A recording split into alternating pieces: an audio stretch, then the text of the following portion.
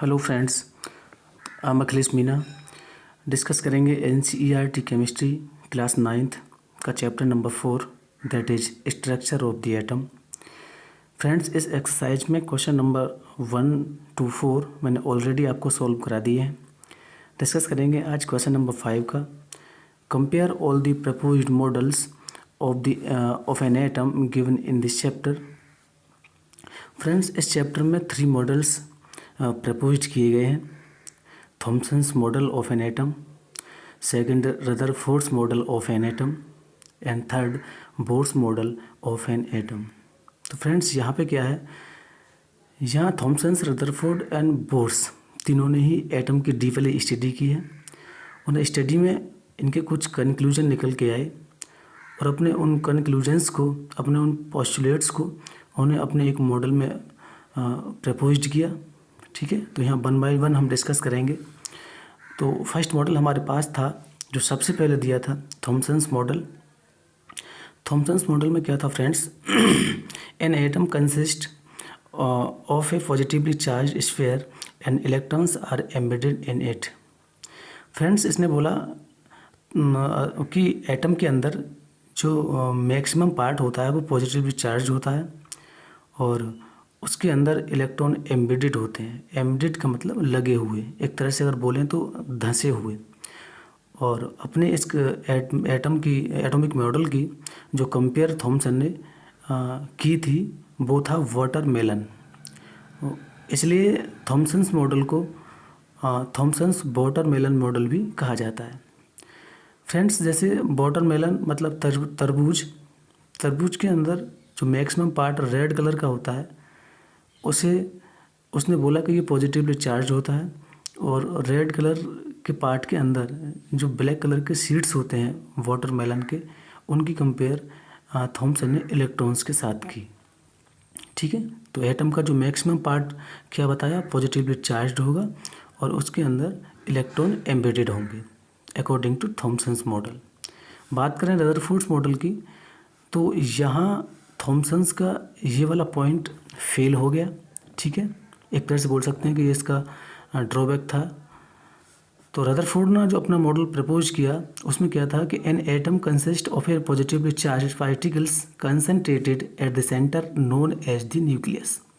Atom के अंदर जो पॉजिटिवली चार्ज पार्टिकल्स होते हैं वो उसके सेंटर में होते हैं। ठीक है, एटम के सेंटर में होते हैं और उसमें क्या बोलते हैं, न्यूक्लियस। ठीक है, जबकि अकॉर्डिंग टू थॉमसन्स क्या था कि मैक्सिमम पार्ट एटम का पॉजिटिवली चार्ज होगा और इलेक्ट्रॉन उसमें एम्बेडेड होंगे। बल्कि रदरफोर्ड क्या कह रहा है कि उसका जो पॉजिटिवली चार्ज पार्टिकल्स होंगे वो एटम के सेंटर में होंगे, जिसे हम न्यूक्लियस बोलेंगे। मतलब एटम का जो एकदम स्मॉलर पार्ट होगा, ठीक है, वो न्यूक्लियस होगा जो पॉजिटिवली चार्ज होगा। ठीक है, एक तरह से थॉमसन्स की मॉडल का ये वाला पॉइंट बिल्कुल अपोजिट था। ठीक है फ्रेंड्स, बात करें बोर्स मॉडल की, जो सबसे लास्ट में प्रपोज किया गया था। There are only certain orbits known as discrete orbits inside the atom in which electrons revolve around the nucleus. Atom के अंदर कुछ स्पेशल ऑर्बिट्स होते हैं जिन्हें हम डिस्क्रीट ऑर्बिट्स बोलते हैं। डिस्क्रीट ऑर्बिट्स के लिए फ्रेंड्स हम सेपरेट और डिसकंटिन्यूस ऑर्बिट्स भी बोल सकते हैं। वो एटम के अंदर होते हैं और यहाँ पे क्या है, इलेक्ट्रॉन रिवॉल्व करते हैं अराउंड द न्यूक्लियस। ठीक है, लेकिन यहाँ एक पॉइंट काफ़ी इम्पोर्टेंट है। जब electron around the nucleus revolve करेंगे तो वो अपनी एनर्जी रेडिएट नहीं करेंगे। ठीक है, वैसे जब हमने रदरफोर्ड्स के मॉडल को स्टडी किया था तो उसमें कुछ कंक्लूजन उसने प्रपोज किए थे। तो उसमें ऐसा था कि जब electron continuously around the nucleus movement करता रहेगा तो वो अपनी एनर्जी लॉस करेगा। जब एनर्जी लॉस करेगा तो उसके ऑर्बिट का साइज भी कम हो जाएगा और फाइनली इलेक्ट्रॉन न्यूक्लियस के अंदर गिर जाएगा। इससे एटम स्टेबल नहीं हो सकता। ठीक है, ये इसका ड्रॉबैक था रदरफोर्ड का, लेकिन इसकी इस कमी को, इसके इस डिफेक्ट को बोर ने अपने मॉडल में क्लियर किया है कि इलेक्ट्रॉन जब रिवॉल्व करेंगे तो उनके लिए कुछ स्पेशल ऑर्बिट्स होते हैं जिन्हें हम डिस्क्रीट ऑर्बिट्स बोलते हैं, वहाँ रिवॉल्व करेंगे। ठीक है, और रिवॉल्व करेंगे तो वो अपनी एनर्जी का बिल्कुल भी रेडिएशन नहीं करेंगे, मतलब एनर्जी रेडिएट नहीं करेंगे। ठीक है, नंबर सेकंड की बात करें, according to Thomson's the negative and positive charges are equal in magnitude. Thomson ने क्या बोला कि एटम के अंदर जो नेगेटिव एंड पॉजिटिव चार्ज होता है वो इक्वल होता है। ठीक है, जब इक्वल होगा तो एटम क्या इलेक्ट्रिकली न्यूट्रल हो जाएगा। ठीक है friends, so the atom as a whole is electrically neutral.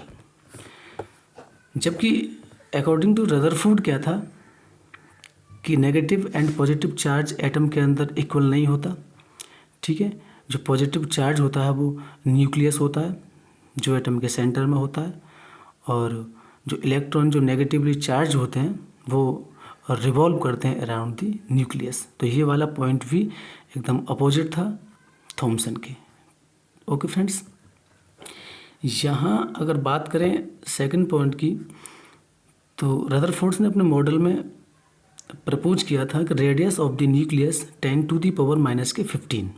ठीक है, 10⁻⁻15 मीटर ये रेडियस ऑफ द न्यूक्लियस होती है, और 10⁻10 मीटर की बात करें तो ये रेडियस ऑफ द एटम होती है। ठीक है, हम बोल सकते हैं radius of the nucleus is about 10⁵ times less than the radius of the atoms. ठीक है, जो एटम की जो रेडियस होती है वो न्यूक्लियस से 10⁵ टाइम्स मतलब बड़ी होती है। ठीक है, या तो ऐसे बोल दो या फिर ऐसे बोल दो कि इसका साइज, न्यूक्लियस का साइज जो होता है एटम से काफ़ी कम होता है। ठीक है, 10⁵ टाइम्स लेस देन होता है, ऐसे भी बोल सकते हैं आप। ठीक है, फाइनली आप इतना ही ध्यान रखेंगे कि रेडियस ऑफ द न्यूक्लियस इतनी होती है और रेडियस ऑफ द एटम इतनी होती है। मतलब जो साइज होगा न्यूक्लियस का वो काफ़ी स्मॉलर होगा। ठीक है, as compare to atom. Point number third की बात करें तो according to J Thomson the mass of the atom was uniformly distributed. जो एटम का जो मास होता है वो उसके अंदर यूनिफॉर्मली डिस्ट्रीब्यूटेड होता है। किसके अकॉर्डिंग? जे थॉमसन के अकॉर्डिंग। ठीक है, लेकिन ये बिल्कुल इनकरेक्ट था, एक तरह से इसका ये ड्रॉबैक बोल सकते हैं। ठीक है फ्रेंड्स, लेकिन हम यहाँ ड्रॉबैक डिस्कस नहीं कर रहे हैं।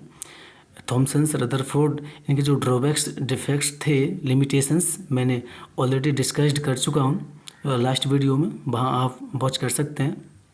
लेकिन यहाँ पे क्या है, हम इनका जो कंक्लूजन्स थे हम उनको डिस्कस कर रहे हैं। तो अकॉर्डिंग टू जे थॉमसन्स जो मास of the atom was uniformly distributed. Atom के अंदर जो मास होता है वो सभी जगह पर इक्वल होता है। ठीक है, जो उसका डिस्ट्रीब्यूशन होता है एकदम इक्वली होता है, ये कहना था जे थॉमसन का। लेकिन बात करें रदरफोर्ड की तो ये पॉइंट इसका बिल्कुल अपोजिट था। All the mass of an atom reside in the nucleus. Uniformly distribute नहीं होता है, बल्कि उसका जो मास होता है उसके न्यूक्लियस के अंदर होता है। ठीक है, अकॉर्डिंग टू रदरफोर्ड।